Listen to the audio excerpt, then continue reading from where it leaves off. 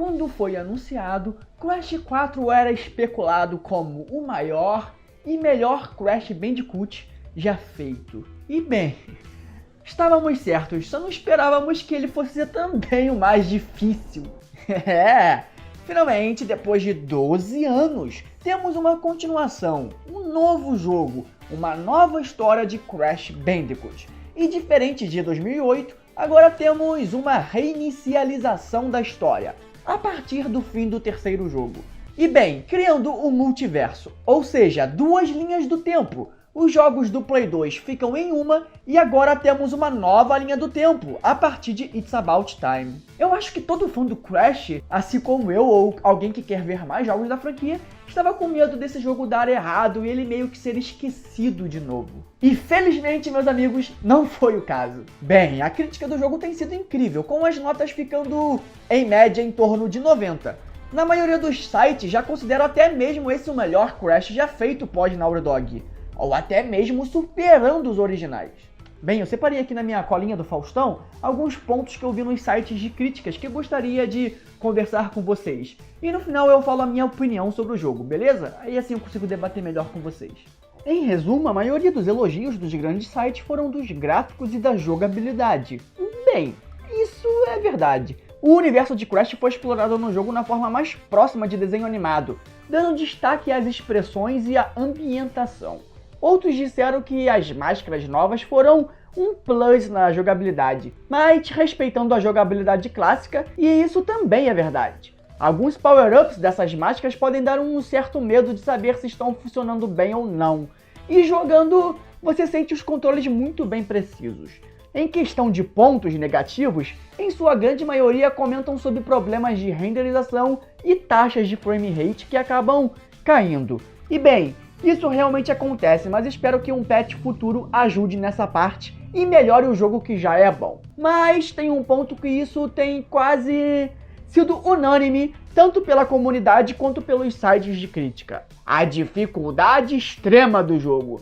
E bem, isso vou deixar para comentar agora com vocês. Ok, agora eu vou tirar minha colinha dos outros sites de críticas de lado e vou focar aqui na minha opinião, que eu quero conversar com vocês sobre o jogo. Se eu pudesse resumir em uma única frase, eu diria que esse jogo é uma obra de arte. Tudo bem que ele tem os seus problemas, mas nem toda obra de arte precisa ser 100% perfeita, né?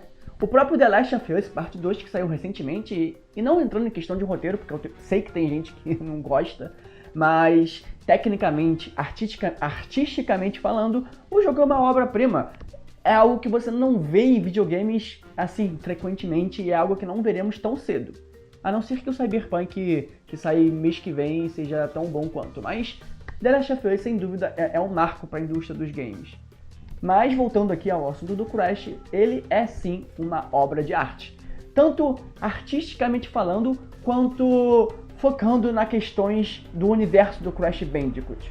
Mas ok, eu sei que o gráfico do jogo gerou uma polêmica quando ele foi anunciado. Eu já fiz até um vídeo aqui falando sobre isso, então se você quiser assistir, ele mesmo sendo um pouco mais antigo, eu comento um pouco sobre essa questão do gráfico do jogo, sobre os designs. Então se você quiser dar uma olhadinha com mais atenção sobre esse assunto, eu indico esse vídeo. Mas, voltando, eu sei que tem gente que gostou mais do Ancient Trilogy em questão gráfica do que do próprio It's About Time. Só que vamos lá. Nenhum é melhor que o outro, nenhum é pior que o outro. São dois estilos artísticos diferentes. Por exemplo, o Ancient Trilogy foca mais em algo cartoonizado barra realismo. E o It's About Time foca em algo cartoonizado 100%. E bem, eu já vi comentários de pessoas dizendo que Crash não combina com o estilo cartoon. Aí eu preciso comentar com vocês. Gente, Crash sempre foi movido ao estilo cartoon. Ele foi criado com base nisso. O tanto que eu já fiz um vídeo aqui também sobre como que a franquia foi criada e lá nós descobrimos que a Naughty Dog criou com base os desenhos, os gráficos, os personagens a partir de Looney Tunes ou os desenhos que passavam na época. E eu não tô falando isso da boca pra fora não, tá tudo isso nesse livro aqui, ó. Que é a bíblia de produção original do primeiro jogo de Crash. além das inúmeras entrevistas que o Andy Gavin e o Jason Rubin, que são os criadores, fizeram ao longo desses anos. O que eu tô querendo dizer é que, mesmo o gráfico do Insane Trilogy sendo lindo, eu gosto muito, eu também já disse que para uma continuação, no vídeo que eu falei sobre os gráficos, eu disse que para uma continuação do Insane Trilogy, se eles quisessem continuar a partir do terceiro jogo, seria interessante manter os gráficos do Insane Trilogy pela questão de continuidade, não porque um é ruim e o outro é melhor, mas porque quem jogou os remakes estaria familiarizado com os gráficos de um possível novo jogo. Que no caso, esse novo jogo seria o It's About Time. Mas eu tenho que dizer, agora que eu terminei o jogo, agora que eu tô aqui focando na conquista de relíquias e tudo mais que o jogo oferece, pra mim, na minha opinião, eu respeito de vocês, respeito de quem não gostou, mas pra mim, o It's About Time, graficamente falando, e também na jogabilidade, mas a jogabilidade eu vou falar daqui, mais à frente. Mas, graficamente falando, em design, o It's About Time é muito mais próximo do que o Insane Trilogy dos jogos originais. Se você jogar, você vai entender do que eu tô falando. E eu sei que tem gente aí, que pelo menos acompanha o meu canal, tá querendo um novo História dos Games, que é a série principal aqui do canal. Eu decidi fazer esse vídeo aqui antes porque eu me senti na obrigação de falar o que eu achei do jogo, porque eu tenho feito bastante conteúdo de Crash, e vocês gostam do meu conteúdo de Crash, pelo que eu tô percebendo. Os vídeos de Crash são os que tem mais visualização, mas, voltando, eu preciso falar da ambientação desse jogo, gente. Tá muito lindo. Parece que os desenvolvedores fizeram o dever de casa e estudaram muito bem a franquia e muito bem em como ambientar cada fase. Eu mesmo, muitas vezes, acabava morrendo porque ficava parado observando o que ia acontecer na tela. Tem muitos elementos e você ficava, nossa, olha que bichinho maneiro. Aí, pum, morria. Basicamente, esse é o nível de ambientação, cara, tá muito lindo, eu não tenho do que reclamar, ele tá muito fiel aos jogos originais e tá cheio de referências, cheio de fanservice, é um dos jogos que mais tem fanservice. Inclusive, eu recomendo um vídeo do canal do Dre, que é um parceiro aqui, que fez um vídeo especial com muitos easter eggs do jogo, então vai estar aqui no comentário fixado se você quiser dar uma olhadinha. Eu também falarei um pouco sobre isso no História dos Games que eu farei desse jogo, mas como vai demorar um pouco, recomendo o vídeo dele primeiro. Ok, agora que a direção artística e os gráficos e designs estão aprovados, eu vou falar um pouco da história. E gente, tá lindo demais, tá muito engraçado. Eu acho que eu não me senti assim, rindo em um jogo do Crash, com alguma cena ou alguma coisa, desde o Toon Insanity. Tudo bem que o Of the Titans e o Mind Over Mutant, apesar dos seus inúmeros problemas de, como eu posso dizer, sequência, né? Porque, apesar de ser um jogo bom, ele foge muito da essência de Crash. Eu não me sentia com a vibe de risada e de conteúdo engraçado que o Crash sempre ofereceu. E esse jogo faz isso de um jeito impecável. Muitas das vezes eu até mesmo me senti assistindo um desenho animado do antigo Cartoon Network, quando o Cartoon Network era bom, como o Billy Mandy ou então algum outro desenho parecido, porque a vibe é muito gostosinha, é muito legal. E cara, isso abre portas para uma possível animação de Crash no futuro. E não aquilo que aconteceu em Skylanders, né, porque aquilo não é nada fiel ao Crash, infelizmente. Mas se for nessa pegada, eu acho que seria sucesso, seria muito interessante, seria muito legal. E todos os créditos ao roteiro para a Mandy Benanavi, que ela, além de ser uma boa roteirista, fazendo uma história muito engraçada e divertida, ela é muito fã da franquia. Tanto que ela postou uma foto quando o Crash foi anunciado com seus 3 jogos originais da Naughty Dog, de quando ela era criança. Então, todos os créditos a ela, e eu agradeço a ela, mesmo que ela não vá assistir esse vídeo, por ter me feito me divertir muito com uma das franquias que eu mais amo. Mas nem tudo são flores. Como eu disse, apesar do jogo ser uma obra-prima, ele tem os seus problemas. E puxando esse gancho agora da história, eu vou comentar um pouco sobre a jogabilidade. Não pensem que eu tô falando mal da jogabilidade, a jogabilidade tá ótima. E eu digo mais, ela tá muito mais fiel ao original, como eu já disse no início aqui da minha fala pessoal, do que o Insane Trilogy. Você sente que você tá muito mais com o controle do personagem do que no Insane Trilogy. Parece que o Insane Trilogy é um pouco mais pesado do que esse, e aqui você tem mais liberdade para onde você vai conseguir lançar o Crash, pular com o Crash, e isso é sensacional. É algo que você se sente confortável jogando. Mas tem um pequeno problema em algumas fases específicas. E eu acho que quem jogou já deve estar ligado no que eu vou falar. E é exatamente as fases com mascotes. A primeira delas é a do Polar e a do Baby Island, que é uma fase um pouco mais à frente. Que você controla algo como se fosse a Pura ou o Polar mesmo. Só que, cara, eu preciso comentar. A jogabilidade, além de parecer sabão, tipo os carros do GTA 4, a hitbox tá muito ruim. Tá muito ruim mesmo. O problema não é nem ser só a jogabilidade, mas existe outro problema que agrava um pouco mais essa questão das fases de mascote, que são as relíquias. Todo mundo sabe que Crash nunca foi um jogo fácil. Sempre foi um jogo difícil de completar 100%, ou então os famosos 101%, 105%. E nesse jogo aqui parece que eles olharam pro Crash original e falaram: o que a gente pode fazer para melhorar isso aqui em dificuldade?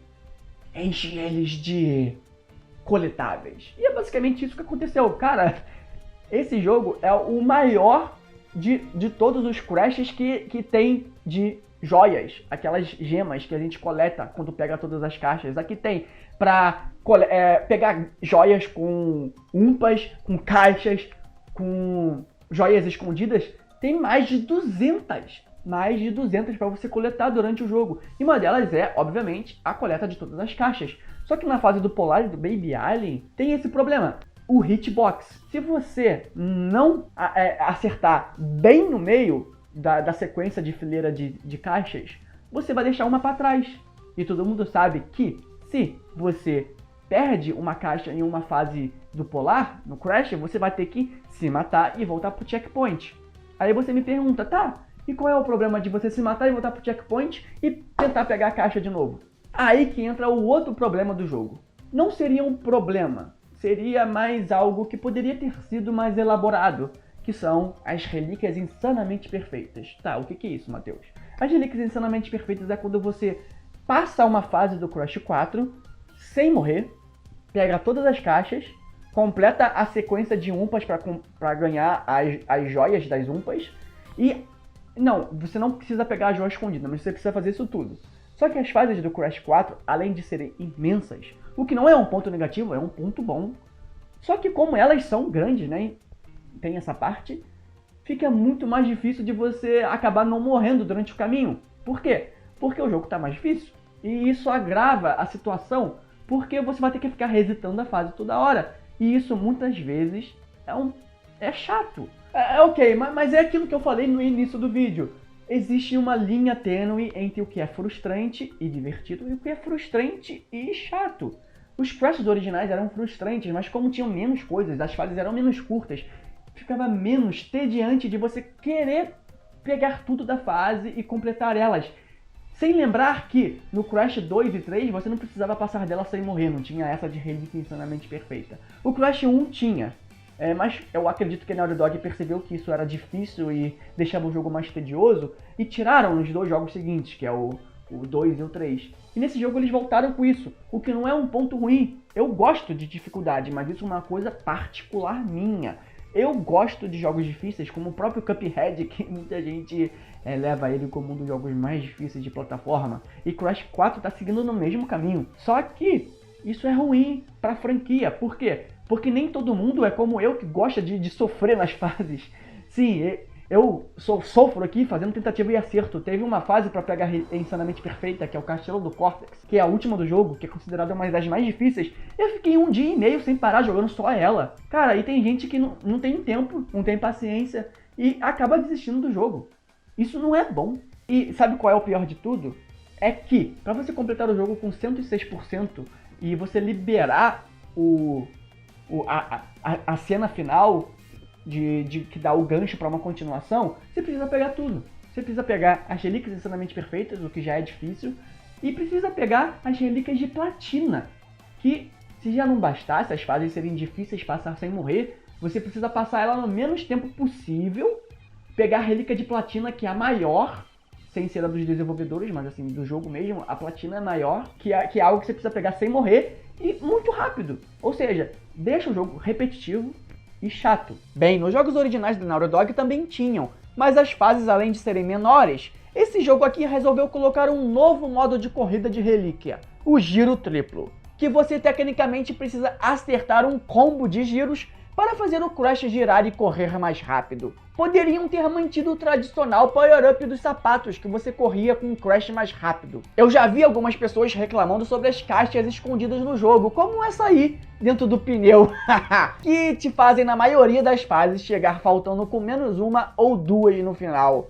Mas nesse ponto já não é tão problemático. Quando eu joguei, também sofri com isso, mas depois de voltar algumas vezes na fase, eu já tinha conseguido achar as caixas escondidas, mas mesmo se não achar, existe o bom e velho detonado, que podemos ver em canais do YouTube. Só que tem algo nesse jogo que a ideia foi ótima e muito divertida, mas acredito que não foi muito bem aplicada, porque eles colocaram algo novo na franquia, que é o modo Inverted, que é algo que, se você jogar, você vai descobrir que o que causa essas anomalias nas fases é o Embryo.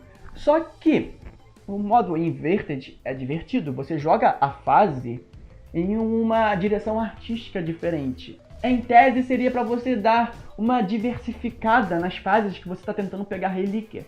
Só que o que acontece? Eles colocaram o modo Inverted como fases a mais. Ou seja, para você zerar o jogo 100%, você precisa pegar todas as joias da fase e todas as joias invertidas.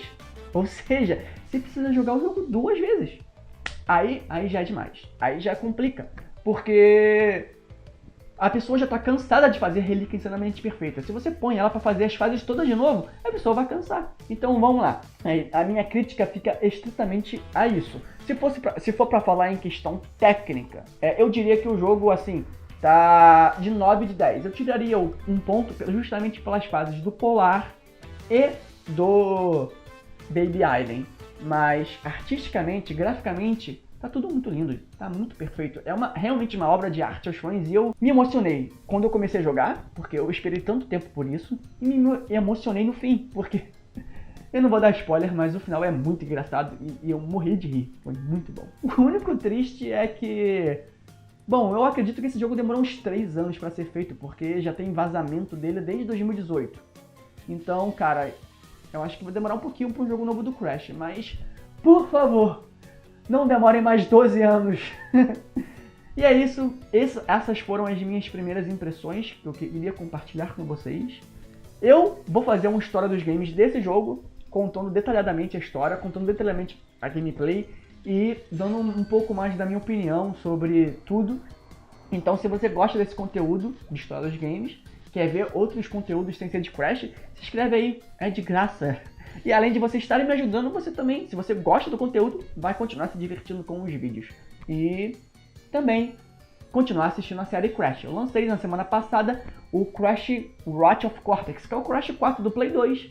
E no próximo vídeo vai ser o Crash 5, o Twinsanity. Que segundo, tudo bem que ele não tem 5 no nome, a não ser no Japão, mas na linha cronológica ele é sequência. Então, se você quer saber como que foi a série do Crash no Play 2, da época de ouro dele do Play 1 até o hiato de 2008, se inscreve aí, cara. É de graça. E uma coisa muito importante, se você esbarrar com alguma caixa de TNT pelo caminho, corra muito.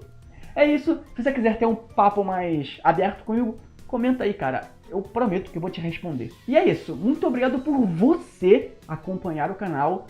Nos vemos no próximo vídeo e valeu!